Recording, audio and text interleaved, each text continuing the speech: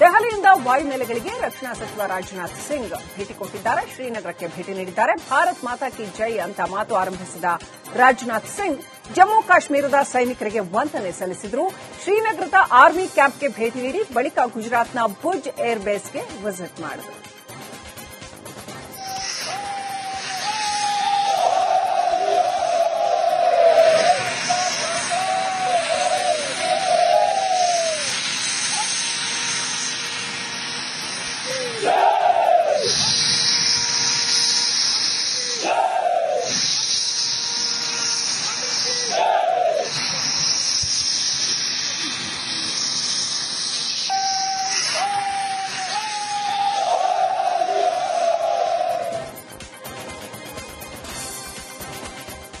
ಇಂದು ದೇಶಾದ್ಯಂತ ತಿರಂಗ ಶೌರ್ಯ ಸಮ್ಮಾನ್ ಯಾತ್ರೆ ನಡೀತಾ ಇದೆ. ಬೆಂಗಳೂರಿನಲ್ಲೂ ಕೂಡ ರಾಜ್ಯ ಬಿಜೆಪಿ ನಾಯಕರು ತಿರಂಗ ಯಾತ್ರೆ ಮೂಲಕ ಆಪರೇಷನ್ ಸಿಂಧೂರ ಸಕ್ಸಸ್ನ ಸಂಭ್ರಮಾಚರಣೆ ಮಾಡಿದರು.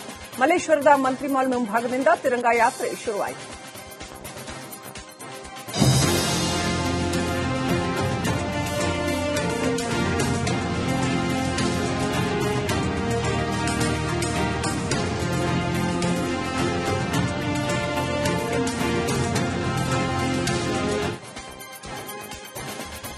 ಆಪರೇಷನ್ ಸಿಂಧೂರ ಸಕ್ಸಸ್ ಹಿನ್ನೆಲೆ ದೇಶಾದ್ಯಂತ ಬಿಜೆಪಿ ತಿರಂಗ ಯಾತ್ರೆ ನಡೆಸ್ತಾ ಇದೆ. ದೇಶಾದ್ಯಂತ ಸಂಭ್ರಮದ ಜೊತೆ ಜೈಕಾರ ಹಾಕಲಾಗ್ತಾ ಇದೆ. ತಿರಂಗ ಯಾತ್ರೆಯಲ್ಲಿ ಬ್ಯುಸಿಯಾಗಿರೋ ಯುಪಿ ಸಿಎಂ ಯೋಗಿ ಆದಿತ್ಯನಾಥ್ ಪಾಕಿಗಳಿಗೆ ಖಡಕ್ ಎಚ್ಚರಿಕೆ ನೀಡಿದ್ದಾರೆ. ಕಾಲ್ ಕೆರೆದು ಬಂದ್ರೇನೆ ಬಿಡಲ್ಲ, ಇನ್ನು ನಮ್ಮನ್ನ ಕೆಣಕಿದ್ರೆ ಬಿಡೋ ಮಾತೇ ಇಲ್ಲ ಅಂತ ವಾರ್ನಿಂಗ್ ಕೊಟ್ಟಿದ್ದಾರೆ.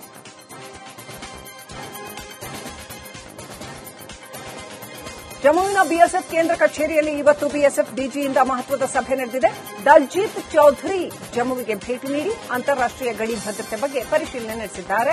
ಸಭೆ ಕೂಡ ನಡೆಸಿದರು.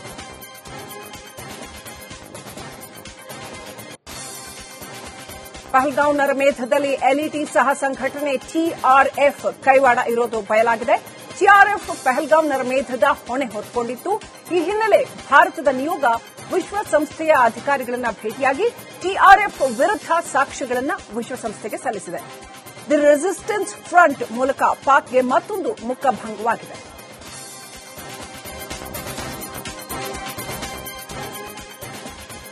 ಕಾಶ್ಮೀರ ಕಣಿವೆಯಲ್ಲಿ ಮತ್ತೆ ಗುಂಡಿನ ಸದ್ದು ಕೇಳಿಬಂದಿದೆ. ಪುಲ್ವಾಮಾದ ನಾದಿರ್ ಬಳಿ ಉಗ್ರರು ಸೇನಾಪಡೆ ನಡುವಿನ ಗುಂಡಿನ ಚಕಮಕಿ ನಡೆದಿದೆ.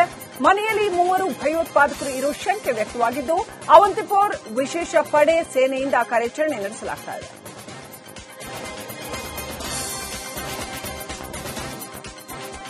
ಭಾರತ ಹಾಗೂ ಪಾಕಿಸ್ತಾನದ ನಡುವೆ ಕದನ ವಿರಾಮ ಘೋಷಣೆಯಾದರೂ ಕೂಡ ಪಾಕ್ ಮಾತ್ರ ತನ್ನ ನರಿಬುದ್ಧಿನ ಬಿಟ್ಟಿಲ್ಲ. ಪದೇ ಪದೇ ಕಾಲು ಕೆರೆದು ಜಗಳಕ್ಕೆ ಬರ್ತಾ ಇರೋ ಪಾಕ್ ಪದೇ ಪದೇ ನಿಯಮವನ್ನು ಉಲ್ಲಂಘಿಸುತ್ತಾನೇ ಇದೆ. ಇದೀಗ ಕಾಶ್ಮೀರ ಗಡಿಯಲ್ಲಿ ಎಟಿಎಸ್ ಪಾಕಿಸ್ತಾನದ ಶೆಲ್ ಅನ್ನು ನಿಷ್ಕ್ರಿಯಗೊಳಿಸಿದೆ.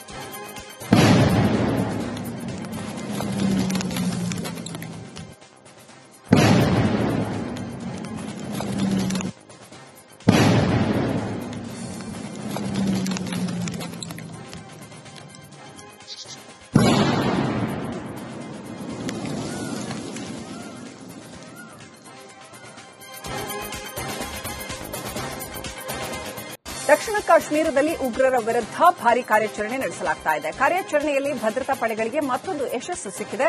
ಪುಲ್ವಾಮಾದಲ್ಲಿ ನಡೆದ ಗುಂಡಿನ ಚಕಮಕಿಯಲ್ಲಿ ಟ್ರಾಲ್ ಸೆಕ್ಟರ್ನಲ್ಲಿ 3 ಉಗ್ರರು ಸಾವನ್ನಪ್ಪಿದ್ದಾರೆ.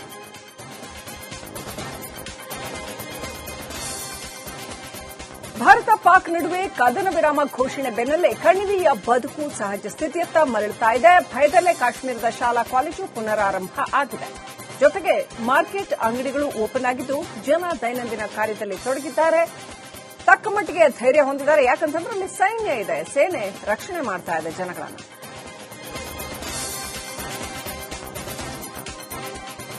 ಪಾಪಿ ಪಾಕಿಸ್ತಾನದ ಪ್ರಜೆಗಳಿಗೆ ಮತ್ತೊಂದು ಶಾಕ್ ಎದುರಾಗಿದೆ. ಭಾರತದಿಂದ ಪಾಕ್ ಪ್ರಜೆಗಳನ್ನ ಕಿಕ್ಔಟ್ ಮಾಡಿದ್ದಾಯ್ತು. ಇದೀಗ ಭಾರತದಲ್ಲಿರೋ ಅವರ ಆಸ್ತಿಗಳನ್ನ ಸೇಲ್ ಮಾಡೋದಕ್ಕೆ ಭಾರತ ಸನ್ನದ್ದವಾಗಿದೆ.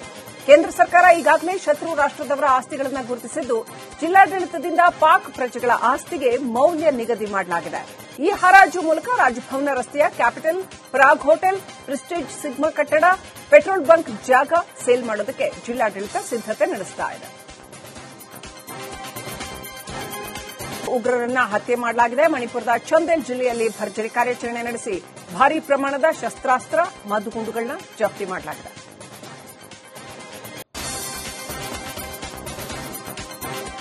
ಪಾಕಿಸ್ತಾನಕ್ಕೆ ಬಲೂಚಿಸ್ತಾನ್ ಮಗ್ಗಲ ಮುಳ್ಳಾಗಿದೆ. ಮೇ 9ರ ದಾಳಿಯ ಹೊಣೆಯನ್ನು ಹೊತ್ತುಕೊಂಡಿರೋ Baloch Liberation Army Pak military ಬೆಂಗಾವಲು ಪಡೆಯ ಮೇಲೆ ದಾಳಿ ಮಾಡಿದೆ. ಈ ದಾಳಿಯಲ್ಲಿ 14 ಪಾಕಿಸ್ತಾನ ಮಿಲಿಟರಿ ಸಿಬ್ಬಂದಿ ಸಾವನ್ನಪ್ಪಿದ್ದು, ದಾಳಿ ವಿಡಿಯೋ ರಿಲೀಸ್ ಮಾಡಿ ಪಾಕಿಸ್ತಾನಕ್ಕೆ ಎಚ್ಚರಿಕೆಯ ಸಂದೇಶ ರವಾನಿಸಿದೆ.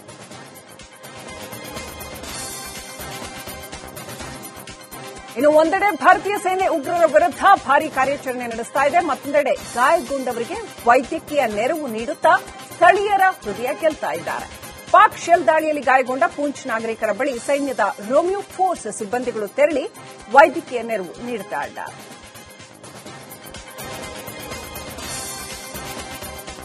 ಜಮ್ಮು ಕಾಶ್ಮೀರದ ಚೆನಾಬ್ ನದಿಗೆ ಅಡ್ಡಲಾಗಿ ನಿರ್ಮಿಸಿರುವ ಸಲಾಲ್ ಅಣೆಕಟ್ಟಿನ ಒಂದು ದ್ವಾರವನ್ನು ಇಂದು ಓಪನ್ ಮಾಡಲಾಗಿದೆ.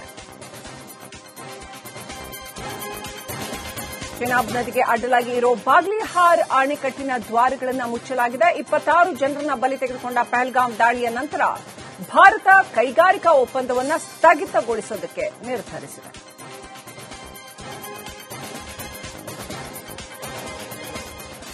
ಉತ್ತರ ಪ್ರದೇಶದ ಅಯೋಧ್ಯೆಯಲ್ಲಿ ಬಿಜೆಪಿ ನಾಯಕರು ಮತ್ತು ಕಾರ್ಯಕರ್ತರು ತಿರಂಗ ಯಾತ್ರೆ ನಡೆಸಿದರು. ತಿರಂಗ ಯಾತ್ರೆಯಲ್ಲಿ ಮಾಜಿ ಸೈನಿಕರು ಸೇರಿದಂತೆ ಸಾವಿರಾರು ಜನರು ಭಾಗಿಯಾಗಿದ್ದರು.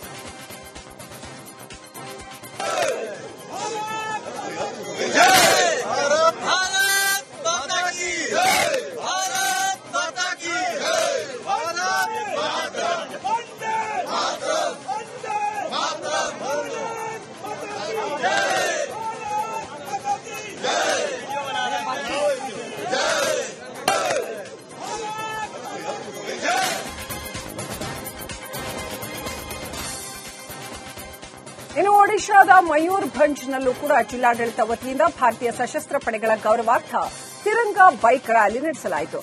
ರ್ಯಾಲಿಯಲ್ಲಿ ಸಾವಿರಾರು ಜನರ ಕೈಯಲ್ಲಿ ಭಾರತದ ಬಾವುಟ ಹಿಡಿದು ಜೈಕಾರ ಹಾಕ್ತಾ ನಡೆದರು.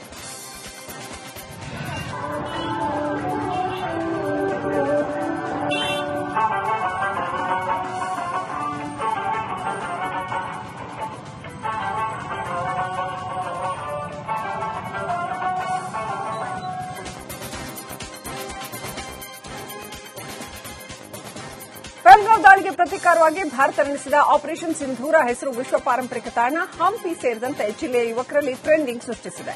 ವಿಜಯನಗರ ಜಿಲ್ಲೆಯ ಯುವಕರು ತಮ್ಮ ಕೈಗಳ ಮೇಲೆ ಆಪರೇಷನ್ ಸಿಂಧೂರ ಹೆಸರಿನ ಟ್ಯಾಟೂ ಹಾಕಿಸಿಕೊಂಡು ಭಾರತೀಯ ಸೇನೆಗೆ ಬೆಂಬಲ ಸೂಚಿಸುತ್ತಾ ಇದ್ದಾರೆ.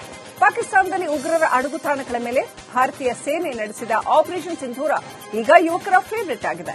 ಯುವ ಜನರ ಈ ಉತ್ಸಾಹವನ್ನು ಕಂಡು ಟ್ಯಾಟೂ ಹಾಕುವ ಅಂಗಡಿಯವರು ಸಹ ಖುಷಿಯಾಗಿದ್ದಾರೆ. ಟ್ಯಾಟೂ ಶಾಪ್ಗಳಲ್ಲಿ ಕಾಲೇಜು ವಿದ್ಯಾರ್ಥಿಗಳು, ಯುವಕ ಯುವತಿಯರು ಹಾಗೂ ಕೆಲವು ವಿದೇಶಿಗರು ಸಹ ತಮ್ಮ ಕೈಗಳ ಮೇಲೆ ಸಿಂಧೂರ ಟ್ಯಾಟೂ ಬರೆಸ್ತಾ ಇದ್ದಾರೆ.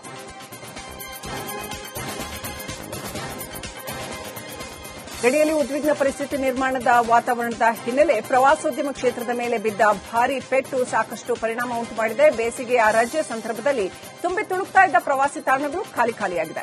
ವಿದೇಶಿಗರ ನೆಚ್ಚಿನ ತಾಣ ಹಂಪಿಗೆ ಬರುವ ವಿದೇಶಿಗರ ಸಂಖ್ಯೆಯಲ್ಲಿ ಭಾರೀ ಇಳಿಕೆಯಾಗಿದೆ. ಹಂಪಿಯಲ್ಲಿರೋ ಕಲ್ಲಿನ ರಥ ಸೇರಿದಂತೆ ಐತಿಹಾಸಿಕ ಸ್ಮಾರಕಗಳ ವೀಕ್ಷಣೆಗೆ ಸಾವಿರಾರು ಸಂಖ್ಯೆಯಲ್ಲಿ ಪ್ರವಾಸಿಗರು ಬರ್ತಾ ಇದ್ರು. ಆದರೆ ಈ ಬಾರಿ ಪ್ರವಾಸಿಗರ ಸಂಖ್ಯೆಯಲ್ಲಿ ಇಳಿಮುಖವಾಗಿದೆ.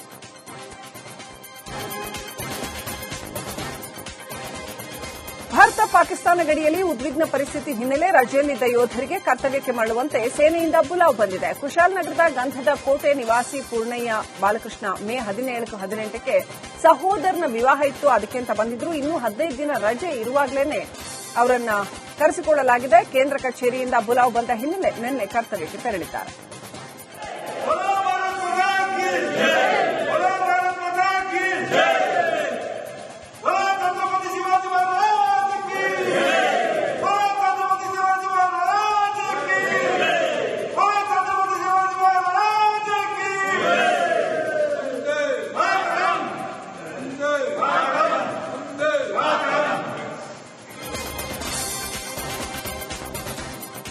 ಬೆಳಂಬೆಳಗ್ಗೆ ಭ್ರಷ್ಟ ಅಧಿಕಾರಿಗಳಿಗೆ ಲೋಕ ಶಾಕ್ ಕೊಟ್ಟಿದೆ. ಬೆಂಗಳೂರು ಗ್ರಾಮಾಂತರ ಜಿಲ್ಲೆಯಲ್ಲಿರುವ ಎಸ್ಡಿಎ ಅಧಿಕಾರಿ ಅನಂತಕುಮಾರ್ ಮನೆ ಮೇಲೆ ಲೋಕ ಅಧಿಕಾರಿಗಳು ದಾಳಿ ನಡೆಸಿದ್ದಾರೆ. ದಾಳಿ ವೇಳೆ 3 ಲಕ್ಷ ನಗದು, 11 ಚಿನ್ನದ ಉಂಗುರ, 2 ಬ್ರೇಸ್ಲೆಟ್, ಚಿನ್ನದ ಡಾಬು ಸೇರಿದಂತೆ 2 ಕೆಜಿಗೂ ಅಧಿಕ ಬೆಳ್ಳಿ ಸಾಮಾನುಗಳು ಪತ್ತೆಯಾಗಿವೆ. ಅಕ್ರಮ ಆಸ್ತಿ ಸಂಪಾದನೆ ಆರೋಪದ ಹಿನ್ನೆಲೆ ಡಾ ಬಿಆರ್ ಅಂಬೇಡ್ಕರ್ ಅಭಿವೃದ್ಧಿ ನಿಗಮದ ಜಿಲ್ಲಾ ವ್ಯವಸ್ಥಾಪಕಿ ರೇಣುಕಾ ಸಾತಾರ್ಲೆ ನಿವಾಸದ ಮೇಲೆ ಲೋಕಾಯುಕ್ತ ಪೊಲೀಸರು ದಾಳಿ ನಡೆಸಿದ್ದಾರೆ. ವಿಜಯಪುರ ನಗರದ ಸೇಂಟ್ ಜೋಸೆಫ್ ಶಾಲೆಯ ಹಿಂಭಾಗದಲ್ಲಿರುವ ಮನೆ ಮೇಲೆ ಎಸ್ಪಿ ಟಿ ಮಲ್ಲೇಶ ಹಾಗೂ ಇನ್ಸ್ಪೆಕ್ಟರ್ ನೇತೃತ್ವದಲ್ಲಿ ದಾಳಿ ನಡೆಸಿ ಪರಿಶೀಲನೆ ನಡೆಸ್ತಾ ಇದ್ದಾರೆ. ಜೊತೆಗೆ ಮಹಾರಾಷ್ಟದ ಸೋಲಾಪುರದಲ್ಲಿರುವ ನಿವಾಸದ ಮೇಲೂ ಕೂಡ ಡಿವೈಎಸ್ಪಿ ಸುರೇಶ್ ರೆಡ್ಡಿ ನೇತೃತ್ವದಲ್ಲಿ ದಾಳಿ ನಡೆಸಲಾಗಿದೆ.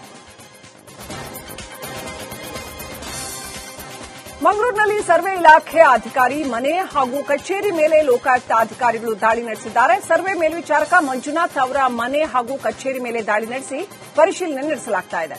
ಆದಾಯಕ್ಕಿಂತ ಅಧಿಕ ಅಪಾರ ಆಸ್ತಿ ಗಳಿಕೆಯ ಆರೋಪ ಹಿನ್ನೆಲೆ ಲೋಕಾಯುಕ್ತ ಎಸ್ಪಿ ನೇತೃತ್ವದಲ್ಲಿ ದಾಳಿ ನಡೆಸಲಾಗಿದೆ.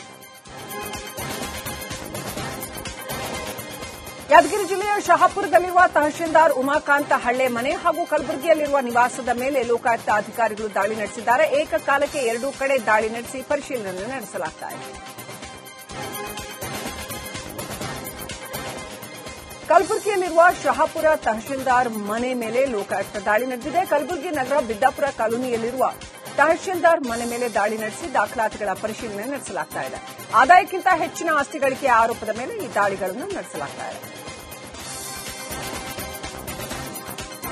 ತುಮಕೂರಿನಲ್ಲೂ ಕೂಡ ಬೆಳ್ಳಂಬೆಳಗ್ಗೆ ಲೋಕಾಯುಕ್ತ ಅಧಿಕಾರಿಗಳು ದಾಳಿ ನಡೆಸಿದ್ದಾರೆ. ನಿರ್ಮಿತಿ ಕೇಂದ್ರದ ಎಂಡಿ ರಾಜಶೇಖರ್ ಮನೆ ಮೇಲೆ ದಾಳಿ ನಡೆಸಲಾಗಿದೆ. ಅಶೋಕ್ ನಗರದಲ್ಲಿರೋ ರಾಜಶೇಖರ್ ಮನೆ, ಎಸ್ಐಟಿ ಫೋರ್ತ್ ಕ್ರಾಸ್ನಲ್ಲಿರೋ ರಾಜಶೇಖರ್ ಸಹೋದರನ ಮನೆ ಹಾಗೂ ಬೆಂಗಳೂರಿನಲ್ಲಿರೋ ಸಹೋದರನ ಮನೆ ಸೇರಿದಂತೆ ಒಟ್ಟು 6 ಕಡೆಗಳಲ್ಲಿ ದಾಳಿ ನಡೆಸಲಾಗಿದೆ. ತುಮಕೂರು ಲೋಕಾಯುಕ್ತ ಎಸ್ಪಿ ಲಕ್ಷ್ಮೀನಾರಾಯಣ್ ನೇತೃತ್ವದಲ್ಲಿ ದಾಳಿ ನಡೆಸಲಾಗಿದೆ.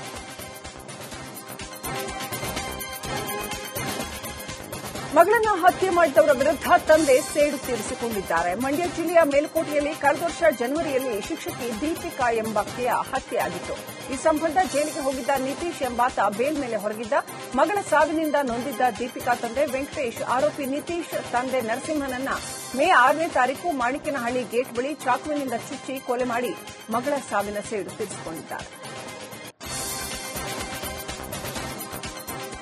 ಕೊಟ್ಟ ಹಣ ವಾಪಸ್ ಕೇಳಿದ್ದಕ್ಕೆ ಮಹಿಳೆಗೆ ಚಾಕುವಿನಿಂದ ಇರಿದಿರುವ ಘಟನೆ ಬೆಂಗಳೂರಿನಲ್ಲಿ ನಡೆದಿದೆ. ಸರ್ವಿಸ್ ಅಪಾರ್ಟ್ಮೆಂಟ್ನಲ್ಲಿ ವಾಸವಿದ್ದ ಮಹಿಳೆ ಹಾಗೂ ಆರೋಪಿ ರಾಜು ಅಕ್ಕಪಕ್ಕದ ನಿವಾಸಿಗಳಾಗಿದ್ದರು.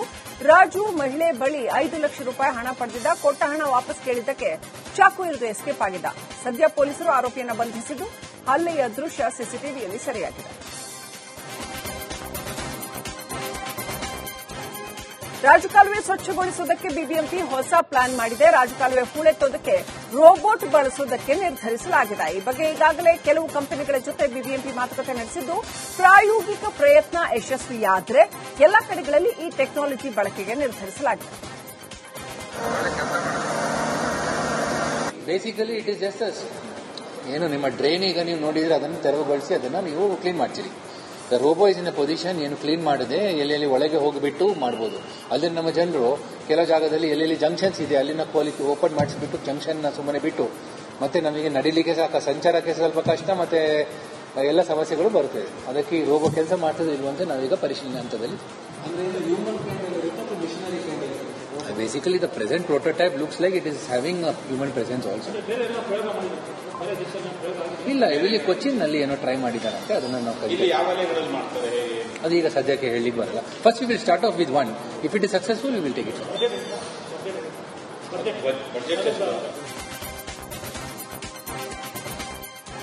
ಗದಗ ಜಿಲ್ಲೆ ನರೇಗಲ್ ಪಟ್ಟಣದ ಸರ್ಕಾರಿ ಕಾಲೇಜಿನಲ್ಲಿ ಜಾನಪದ ಉತ್ಸವ ಸಂಭ್ರಮ ಸಡಗರ ಮನೆ ಮಾಡಿದೆ. ಗ್ರಾಮೀಣ ಸೊಗಡಿನಿಂದ ಸರ್ಕಾರಿ ಕಾಲೇಜು ಕಂಗೊಳಿಸ್ತಾ ಇದ್ದು ವಿದ್ಯಾರ್ಥಿಗಳು ದೇಶಿ ಉಡುಪಿನಲ್ಲಿ ಕುಂಭ ಹೊತ್ತು ಎತ್ತಿನ ಬಂಡಿಯಲ್ಲಿ ಬಂದರು. ಗ್ರಾಮೀಣ ಭಾಗದ ಸಂಸ್ಕೃತಿ, ಸಂಸ್ಕಾರ, ಸಂಪ್ರದಾಯಗಳನ್ನು ಮುಂದಿನ ಪೀಳಿಗೆಗೆ ಪರಿಚಯಿಸುವ ಉದ್ದೇಶದಿಂದ ಈ ರೀತಿ ಜಾನಪದ ಉತ್ಸವ ಮಾಡಲಾಯಿತು.